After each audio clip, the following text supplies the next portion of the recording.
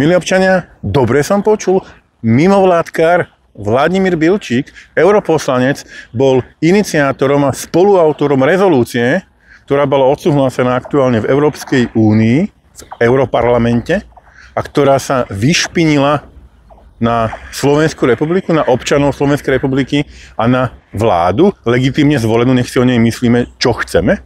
Europoslanec? To, čo má znamenať? Milí občania, europoslanec Vladimír Bilčík je obyčajný mimovládkar, ktorý sa ocitol v Európskom parlamente. To je neuveriteľné, čo sú schopné vyprodukovať mimovládky. Mimovládkar a europoslanec Bilčík je členom Slovenskej spoločnosti pre zahraničnú politiku. Mimovládky, kde sedí Demeš, Hirman, Cefalvajová, Vášariová, on a mnohí ďalší. To je mimovládka, ktorá je zaplatená a dotovaná z amerického vládneho rozpočtu, napichnutá na rôzne európske dotácie.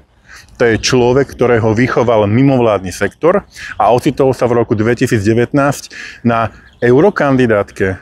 Tu mimovládny sektor vie vychovať normálne politika a dosadiť ho za europoslanca, ktorý obratom špiní v Európskej únii na Slovensku.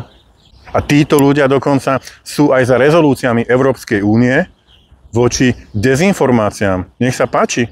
O tomto hlasoval už pred niekoľkými rokmi náš europoslanec Vládko Bilčík. Rezolúcia voči dezinformáciám. To kde ste, pán Bilčík?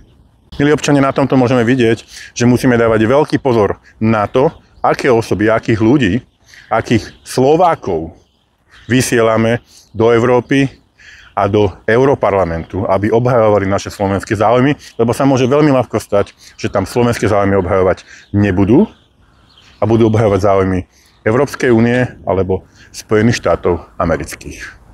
Ďakujem pekne.